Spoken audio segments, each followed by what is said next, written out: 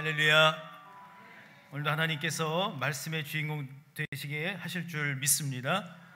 말씀의 주인공 되시길 주님의 이름으로 축복합니다. 오늘 역대상 4장의 말씀을 함께 나누기를 원하는데요, 여러분, 구약 성경에는 역대기라고 하는 성경이 나옵니다. 이 역대기는 역대상 또는 역대하로 이렇게 나눠져 있죠. 특별히 역대상 1장에서부터 8장까지는 이 이스라엘 백성들이 지금까지 쭉 살아왔던 것들, 그 계보, 그 이스라엘의 족보가 계속해서 서술되어 있습니다. 그런데 역대상 4장을 읽다 보면 매우 특이한 한 가지 점을 발견하게 됩니다. 역대상 4장은 유다 자손의 그 족보가 이제 기록이 되어 있어요. 그런데 이 유다 자손들이 누구다 이렇게 기록을 하고 있다가 한 사람에 도달해서는 아주 구체적으로 그 사람에 대해서 이야기를 하고 있어요. 그 사람이 바로 오늘 본문에 나오는 야베스입니다. 오늘 본문 9절에 이렇게 기록을 하고 있죠. 야베스는 그의 형제보다 귀중한 자라. 아멘. 그런데 여러분, 성경학자들은 야베스에 대해서 기록한 이 구절에 대해서 몇 가지 의문점을 갖습니다. 왜냐하면 첫 번째, 보통 이 이스라엘 민족의 그 계보, 족보가 기록이 될 때는 아버지가 자녀를 낳고 아버지가 자녀를 낳고 이런 식으로 되어 있어요. 그런데 오늘 말씀을 보게 되면 역대상 4장 9절에 이 야베스는 어머니의 이름이 나와 있는 거예요. 당시의 그 문화로는 아버지가 아들의 이름을 짓는 것이 일반적이었죠. 그런데 오늘 성경은 야베스는 귀중한 사람이다 라고 이야기를 하고 있지만, 그러나 사실은 그는 귀중한 사람처럼 살지 못하고 있었어요. 왜냐하면 야베스는 그의 어머니가 이름을 지었는데 그 야베스라고 하는 이름은 괴롭히다, 괴롭힘, 그가 괴롭게 하다라는 뜻을 가지고 있어요. 그러니까 이 야베스는 이름 자체도 사실은 매우 불운한 이름이기도 하고, 그리고 그 어머니가 이 야베스를 낳을 때에는 아버지가 이름을 지어줄 수 없는, 그러니까 아버지가 없는 상태에서 유복자로 태어난 거예요. 그러니 이 어머니가 아들을 낳을 때에 얼마나 힘이 들었겠어요. 그래서 성경은 오늘 9절에 그렇게 얘기를 하고 있죠. 이는 내가 수고로이 낳았다 함이었더라. 그냥 수고한 것이 아니라 정말 힘이 든 상태에서 이 야베스라고 하는 아들을 낳게 된 것이죠. 사람들이 여러분 생각하기에 아버지가 없이 태어나는 아이는 복을 받은 아이라고 생각하기는 어려워요. 그렇지 않습니까? 실제로 이 야베스라고 하는 이름, 괴롭힘, 이 이름을 통해서 그의 어머니는 아들을 키우면서도 많은 그런 힘든 시절을 보냈을 것입니다. 그런데 현실은 그런데 성경은 이 야베스를 가리켜서 귀중한 자다라고 이야기를 하고 있어요.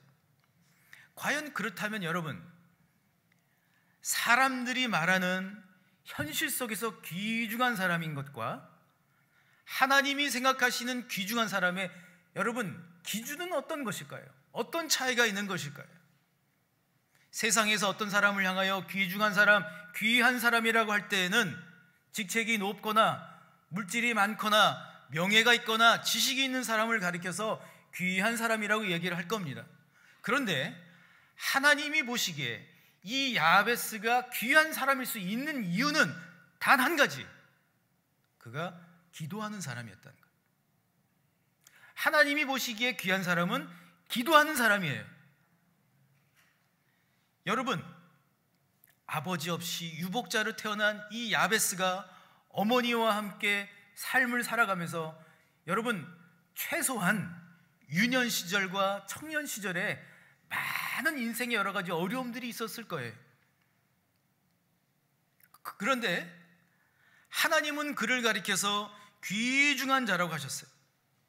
왜냐하면 그의 인생 가운데 여러 가지 많은 어려운 일들이 있다 할지라도 기도가 끊이지 않은 인생을 살았기 때문입니다. 여기서 우리는 몇 가지 질문을 통해서 우리에게 주신 하나님의 말씀의 세계로 들어가고자 합니다. 기도의 사람 야베스는 무엇을 하나님께 기도했을까요? 뭘 기도를 했을까요? 기도하는 야베스에게 하나님은 어떤 선물을 주셨을까요? 더 나아가 오늘 우리에게 적용하는 말씀으로서 우리 예수님이, 우리 주님이 보시기에 나는 정말 어떤 사람일까요? 내가 기도를 멈추지 않는다면 하나님은 나에게, 우리 가정에게 어떤 기도의 선물을 주실까요? 이 질문들을 가지고 함께 말씀의 은혜를 나누고자 합니다. 오늘도 여러분 아멘으로 여러분의 말씀으로 받으시기를 주님의 이름으로 축원합니다. 첫 번째로 야베스는 하나님의 다스리심을 구했다라고 하는 겁니다. 우리는 종종 이 야베스가 복을 구했다라고 했을 때에 단순히 축복을 내려 주십시오 이렇게 생각하기가 쉬워요. 그런데 야베스가 원한 복은 그저 행복하게 해주십시오, 그저 무고무탈하게 해주십시오, 그냥 번창하게 해주십시오라고만 기도한 것이 아니라고 하는 거예요. 여러분, 물론 인생을 살아가면서 무고하고 무탈하고 그저 번창한 것 좋은 겁니다. 하나님도 그렇게 해주고 싶으시죠. 그런데 그거보다 더 중요한 축복이 있다는 거예요. 만약 이 야베스가 그와 같은 복, 그저 무고하게 무탈하게 그저 번창하게 그렇게 복 내려 주십시오라고 했다면 오늘 성경 말씀 가운데에, 특별히 10절 가운데에 다른 말이 사용이 되었을 거예요. 그런데 여러분, 시편에서 또는 다른 구약 성경에서 나오는 복이 있도다 또는 행복하다라고 하는 두 단어가 있어요. 한 가지 단어는 아슈레라고 하는 히브리어예요. 이 단어는 그야말로 복 내려 주십시오, 물질의 복, 건강의 복, 자녀가 잘 되는 복, 그런 일반적인 복이에요. 그런데 그 단어가 사용되고 있지 않아요, 지금. 또한 토부라고 하는 그런 복을 가리키는 단어가 있어요. 이 단어 역시 행복한 거, 어떤 행복한 상태를 가리키는 거예요. 그런데 그 단어도 사용되지 않고 있어요. 대신에 10절에 바라크라고 하는 히브리어가 사용이 되고 있는데, 이 바라크라고 하는 말은 복을 주시다라고 우리말 성경에 번역이 되어 있지만 원래의 단어 뜻을 찾아가 보면 그 중심 뜻은 한마디로 무릎 꿇다예요. 무릎 꿇다. 여러분, 무릎을 꿇는 행위는 두 가지를 의미하죠. 첫 번째, 무릎을 꿇고 있는 그 사람에게 나는 항복합니다, 그 뜻이죠. 둘째, 무릎을 꿇는다라고 하는 것은 야베스에게 하나님께 나의 인생을 맡겨드리겠습니다라고 이야기를 하고 있는 거예요. 야베스가 하나님께 복을 달라고 기도한 것은 다른 것이 아니에요. 아니, 더 큰 거예요. 물질의 복, 자녀가 잘 되고 건강하고 하는 것보다 더 큰 거예요. 왜냐하면 복의 근원으로 들어간 거예요. 복의 원천을 추구하고 있는 거예요. 모든 축복의 근원이 되시는 하나님께 나의 삶을 맡겨드리겠습니다, 이걸 얘기를 하고 있어요. 다른 말로 얘기를 한다면 하나님의 거룩한 다림줄로 일하여 주십시오라고 기도하고 있는 거예요. 이게 바로 야베스가 원하는 기도한 복을 내려 주시사라고 하는 기도입니다. 구약성경 아모스 7장 7절로 8절에 보게 되면 다림줄이라고 하는 말이 나옵니다. 다림줄. 이 다림줄은 그림을 한번 보여주시겠어요? 자, 지금 벽돌이 쌓여 있어요. 다림줄이라고 하는 것은 아주 오래된 건축 방식입니다. 지금처럼 많은 기술이 발전된 것이 아니기 때문에 어떻게 하면 벽돌을 잘 쌓을 수 있을까? 그것을 알기 위한 게 다림줄이에요. 그러니까 사람들이 자기 눈으로 시각으로 보면서 벽돌을 한 장, 두 장, 세 장 막 쌓았어요. 그런데 사람의 눈에 보기에는 괜찮은데? 그런데 저 하늘 위에서 다림줄을 딱 내려서 보게 되면 저 실과 같은 끈이 있고 밑에는 균형추가 돼 있어요. 그 균형추가 무겁기 때문에 움직이지 않고 정확하게 자로 재듯이 재주는 거죠. 그러면 내가 생각하기에는 벽돌을 잘 쌓은 것 같은데, 그런데 다림줄로 보게 되면 삐뚤삐뚤한 거예요. 지금 야베스가 원하고 있는 것은 바로 그거예요. 하나님께서 자신의 인생의 인생추가 되어 주셔서 내가 보고 있지 못하는 것, 내가 알지 못하는 것, 또 내가 지금 나의 인생 가운데 내가 당하고 있는 모든 일들을, 해결할 수 없는 모든 일들도 복의 원천이 되시고 복의 근원이 되시는 하나님께서 해결해 주십시오라고 기도하고 있는 거죠. 사람들은 너나 할 것 없이 누구나 자신의 인생을 놓고 참 변덕스러울 때가 종종 있습니다. 그냥 변덕스러운 게 아니라 참 변덕스러워요. 어떤 때는 자기 자신의 인생을 향하여 잘 산 것 같아요. 그런데 또 어떤 때는 인생을 잘 살아오지 못한 것 같이 느껴지고, 그리고 지금까지 내가 뭘 했나? 때때로 인생을 그저 후회하는 경우들도 종종 보게 됩니다. 또 어떤 경우는 자신의 능력을 의심하기도 해요. 나는 이것밖에 되지 않아. 나 같은 사람이 뭘 한다고 하면서 자신의 능력을 낮추는, 비하하는 경우들도 종종 있습니다. 말씀드린 것처럼 야베스는 아버지 없이 살았습니다. 태어났습니다. 살았습니다. 심지어 그의 이름은 괴롭게 하다라고 하는 이름이에요. 그런 뜻을 가지고 있어요. 만약 야베스라고 한 그 이름이 저의 이름이라면 저는 무척이나 힘든 인생을 살았을 것 같아요. 자신의 이름 야베스를 생각하면 어땠을까요? 나는 어머니를 괴롭히는 사람이야. 나는 사람을 괴롭게 하는 사람이야. 나와 같이 있는 사람들은 다 힘들 거야. 나 때문에 힘들 거야. 그러지 않았겠어요? 그런데 이 야베스가 하나님 앞에 간절히 기도하면서 복의 원천이 되시는 그 하나님의 거룩한 다림줄을 그가 구했을 때에 그의 인생은 점점 달라지기 시작을 합니다. 오늘 본문 10절에 주께서 내게 복을 주시려거든 나의 지역을 넓히시고, 개역 성경에는 지경이라고 되어 있었죠. 여러분, 근데 이 지역 또는 지경이라고 하는 말로 사용된 히브리어를 원어를 찾아가 보면 매우 중요한 뜻을 가지고 있어요. 끈이라는 뜻을 가지고 있어요. 끈, 줄. 어린 시절 여러분 연날리기를 한번 해보셨습니까? 저는 어린 시절에 연날리기를 많이 했어요. 그런데 여러분, 연이 하늘을 훨훨 날기 위해서 필요한 건 바람과 연줄이에요. 아무리 화려하게 생긴, 아무리 멋있게 생긴 연이 있다 할지라도 그 연이 연줄과 연결이 되어 있지 않으면 날 수가 없는 거예요.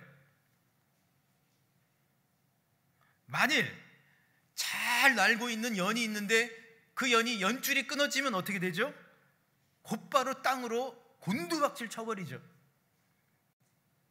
사람들은 이렇게 잘 날아가는 연이 갑자기 연줄이 끊어져 버린 상태를 이런 식으로 얘기를 하죠.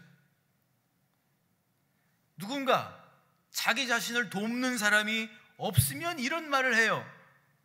이제 끈 떨어진 연이네. 도울 사람도 없고 소위 세상 표현처럼 뒷배경도 없어져 버린 인생을 가리켜서 끈떨어진 연이라고 하지 않습니까? 그런 면에서 본다면 이 야베스가 지경을 넓혀달라고 한 것은 단순히 땅을 좀 더 갖게 해주십시오, 재산을 더 불어나게 해주십시오라고 하는 그런 여러분 아주 좁은 의미가 아닌 거예요. 오히려 너무나 큰 거예요. 훨씬 더 큰 거예요.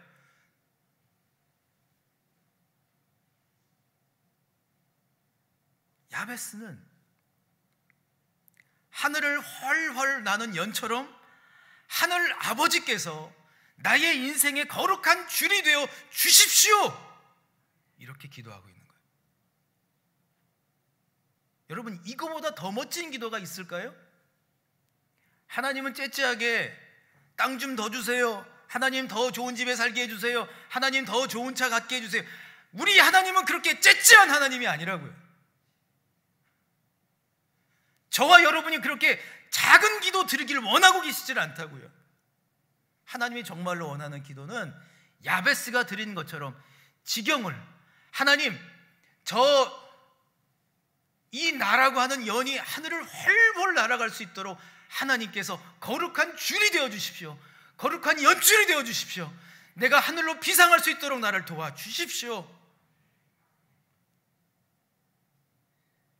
하나님 아버지께서 우리 사랑하는 성도님들의 인생에, 그 인생에 어느 순간이든 인생의 배경이 되신다면 여러분, 그보다 더 큰 축복이 있을까요?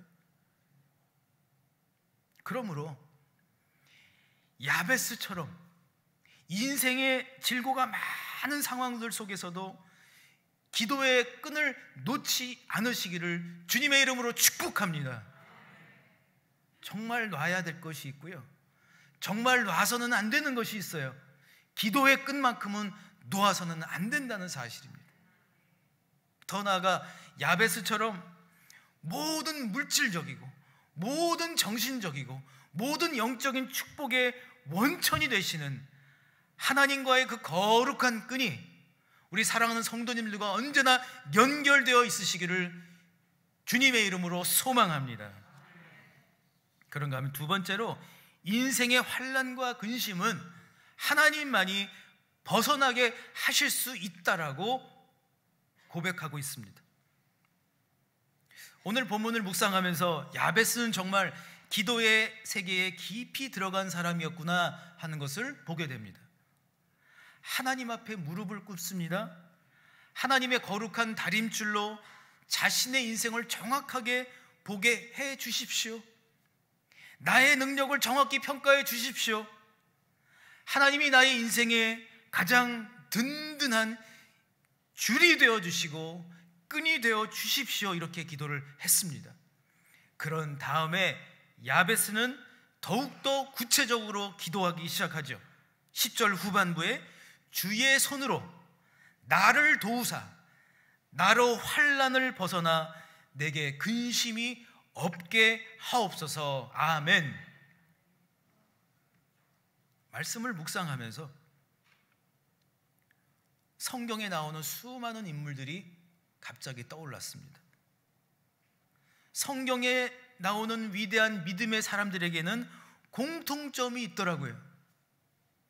그들 모두가 환난을 당했고 환난 가운데 있었고, 그리고 환난 속에서 믿음을 검증받았어요. 아브라함은 아버지가 돌아가시고 난 후에 갈 바를 알지 못하는 그런 환난 중에 있었어요. 아버지, 그의 인생의 가장 버팀목이 되시는 그 아버지가 없이 그는 어디로 가야 하는가를 헤매고 있었습니다. 모세는 40세까지 애굽의 왕자로 살고 있다가 예기치 않은 일로 인해서 미디안 광야로 도망을 쳐버린 그런 환난을 당하게 되었습니다.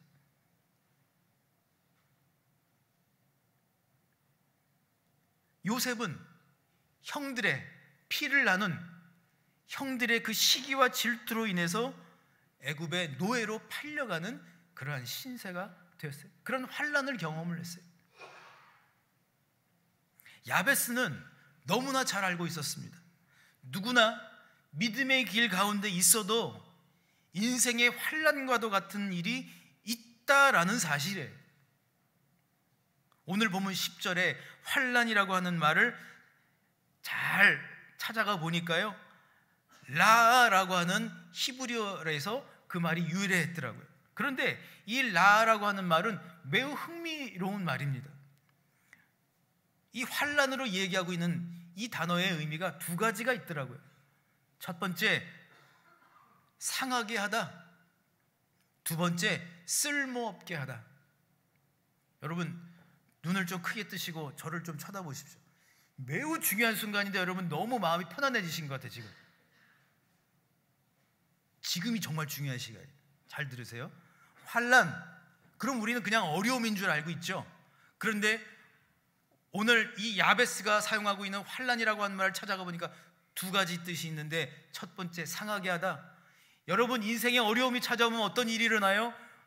마음이 상해져 버려요. 인생에 여러 가지 어려움들이 오면 어떤 일이 일어나요? 몸이 상하게 돼요. 다 동일해요.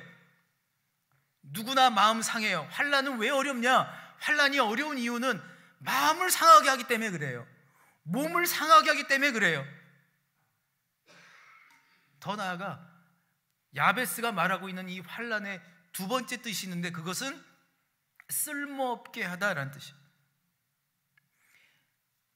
인생 환난의 특징은 내가 가지고 있는 모든 것이 다 쓸모없는 것처럼 되어버리는 겁니다. 한마디로 말하면 무능하고 무기력한 인생이 되게 한다는 거예요.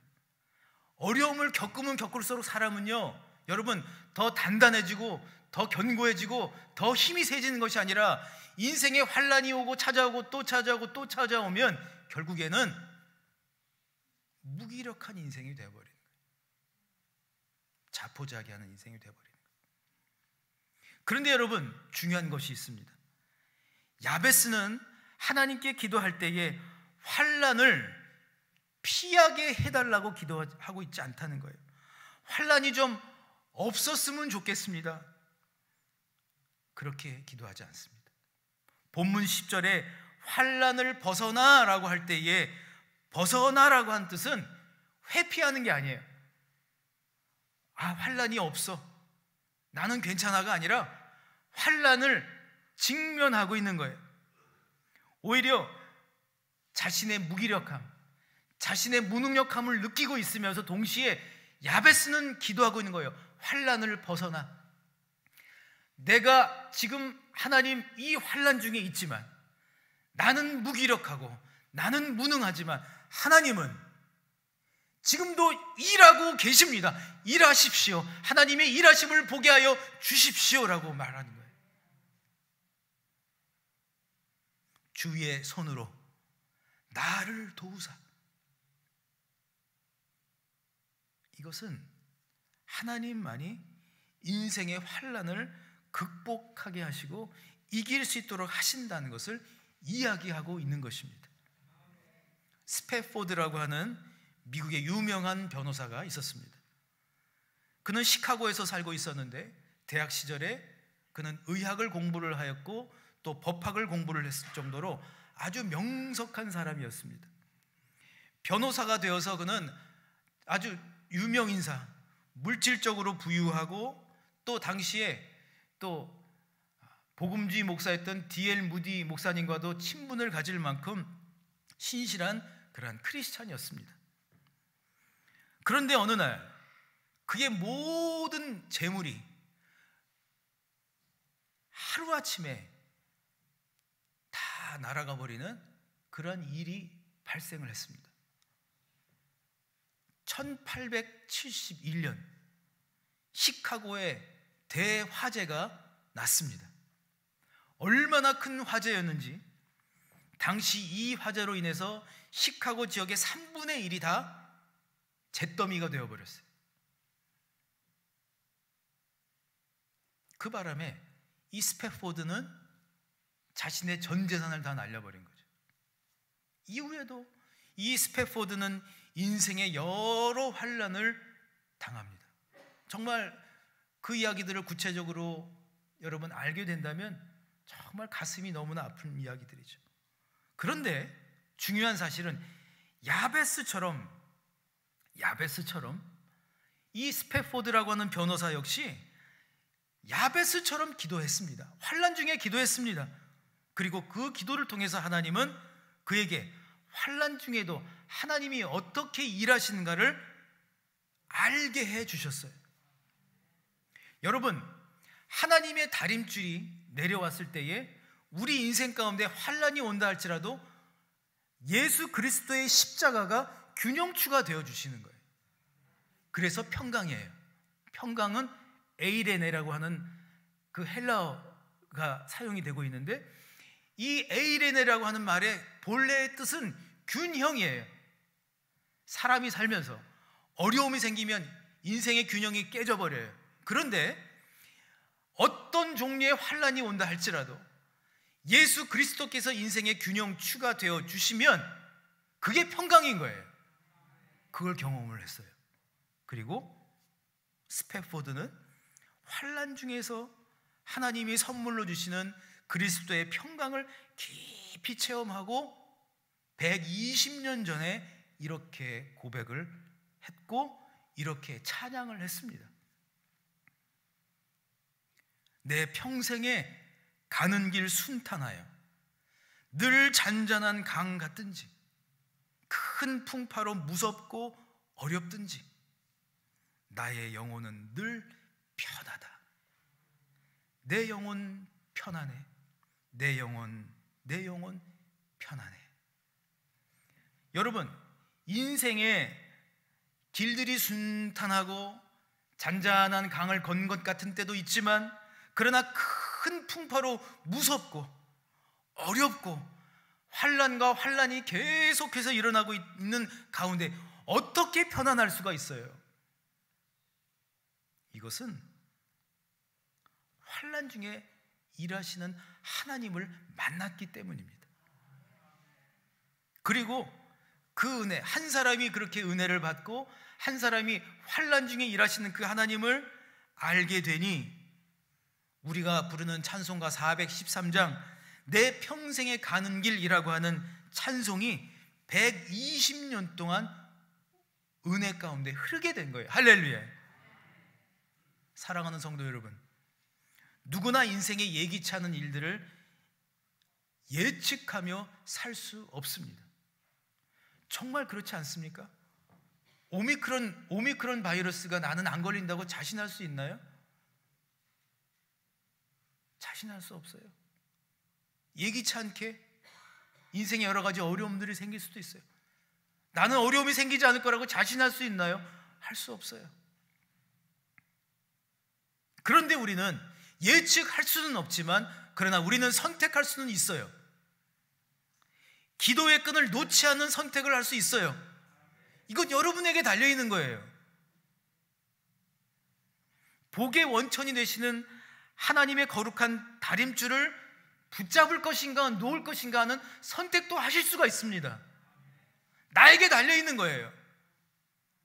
더 나아가 예기치 않은 인생에 환난이 온다 할지라도 예수 그리스도를 선택하게 되면 인생의 균형추가 되는 평강을 선물로 내려주실 줄 믿습니다. 말씀의 결론을 맺고자 합니다. 야베스는 사람을 괴롭게 한다고 하는 그런 이름을 가진 사람에서 기도의 모범이 되는 기도의 사람이 되었음을 여러분 기억하시기를 바랍니다. 누구나 인생의 예기치 않은 일들 속에서도 모든 복을 주실 하나님만 의지한다면 그 인생은 결코 망할 수가 없습니다. 흥할 것입니다. 잘 될 것입니다. 그러므로 하나님 앞에 무릎 꿇을 수 있는 복을 먼저 누리실 수 있기를 바랍니다. 하나님 앞에 무릎 꿇을 수 있는 복이 첫 번째 복입니다. 복의 근원 되시는 하나님이 나의 인생의 여러 가지 어려움 속에서도 일하심을 발견하시는 복을 체험하시기를 소망합니다. 그리고 야베스처럼 그 복을 다른 이들에게 나누어 주시기를 예수 그리스도 이름으로 간절히 축원합니다. 아멘. 우리 찬송가 438장 내 영혼이 은총 입어 우리 함께 찬양하며 결단 시간 갖도록 하겠습니다.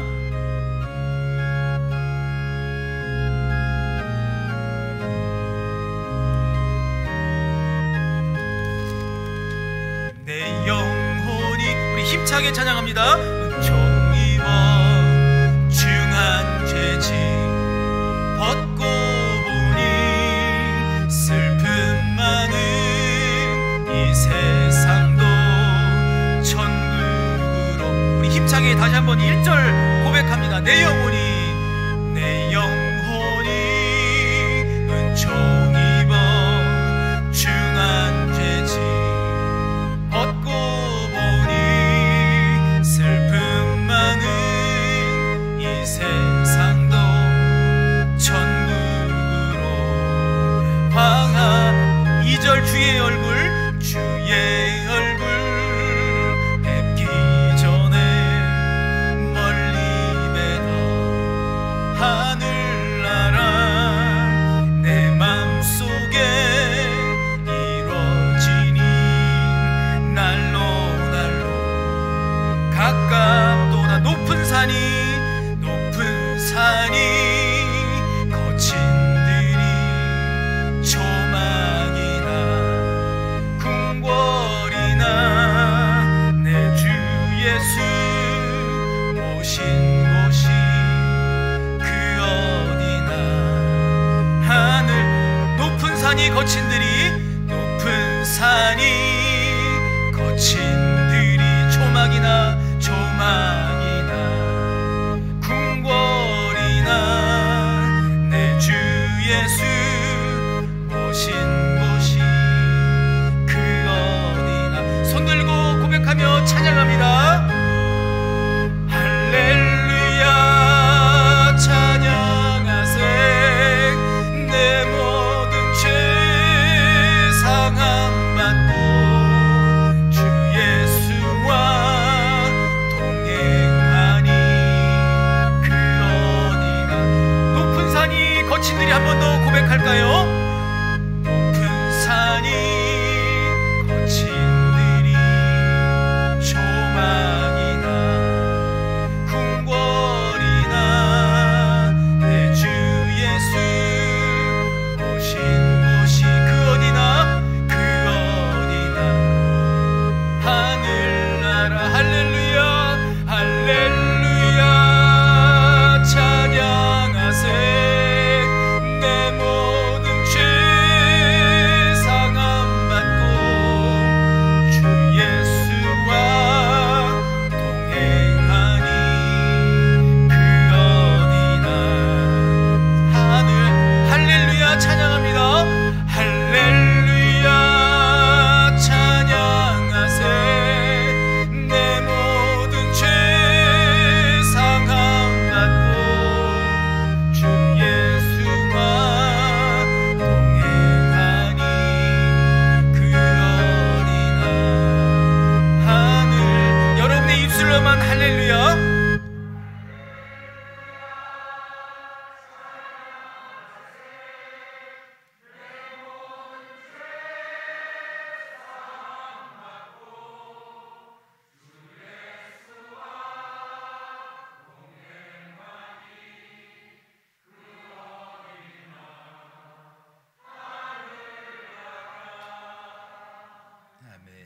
우리 이 시간 기도할 때에 여러분 이렇게 좀 부르짖으면 좋겠습니다. 하나님, 다른 끈들은 다 떨어진다 할지라도 하나님의 거룩한 끈, 기도의 끈, 거룩한 하나님의 다림줄만큼은 영원토록 나를 붙잡고 가게 하여 주시옵소서라고 한번 주여 한번 부르시고 동성으로 기도하겠습니다. 주여.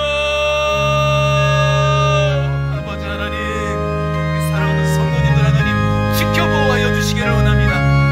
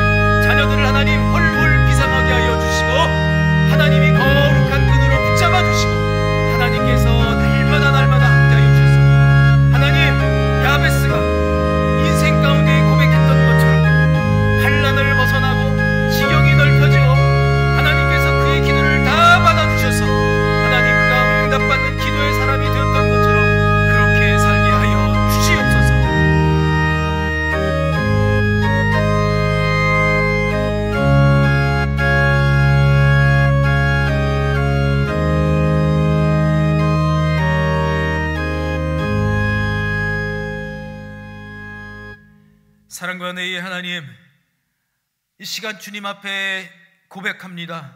아버지 하나님, 예기치 않은 인생에 여러 가지 환난이 있음을 고백합니다. 시인합니다. 인정합니다. 그러나 주여, 그 모든 환난들로 인하여 우리가 무능하고 무기력에 빠지는 것이 아니라 하나님의 은혜를 구합니다. 하나님의 거룩한 다림줄을 구합니다.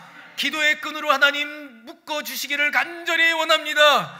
살아가는 날들 동안 하나님, 우리가 인생에 예기치 않은 어려움을 당한다 할지라도 기도의 끈만은 끊어지지 않도록 도와주시옵소서. 기도의 끈을 붙잡게 하여 주시옵소서. 하나님의 거룩한 다림줄로 우리의 자녀들을 붙잡아 주시고 우리의 가정을 붙잡아 주시고 우리의 건강을 붙잡아 주시옵소서. 하나님 손에 맡겨드립니다. 가장 큰 복, 겸손히 하나님 앞에 무릎 꿇을 수 있는 복을 내려 주시옵소서. 하나님께 모든 걸 맡겨드리고 하나님께서 일하실 수 있도록 살게 해 주시옵소서. 그래서 우리의 인생의 균형추가 되어주시는 예수 그리스도의 평강을 한 주간 동안에도 하나님께서 허락하여 주시고 맛보게 하여 주시고 좌우로 흔들리지 않도록 도와주시고 넘어지고 쓰러지지 않도록 도와주시옵소서. 이제는 우리 주 예수 그리스도의 은혜와 하나님의 크신 사랑과 성령의 교통하심이 인생의 균형추가 되시는 우리 예수 그리스도를 붙잡고 한 주간을 흔들림 없이 기도의 끈을 놓치지 않고 하나님께 맡겨드림이기로 나아가는 모든 주의 백성들 위해 지금부터 영원토록 함께 하시기를 간절히 축원하옵나이다. 아멘.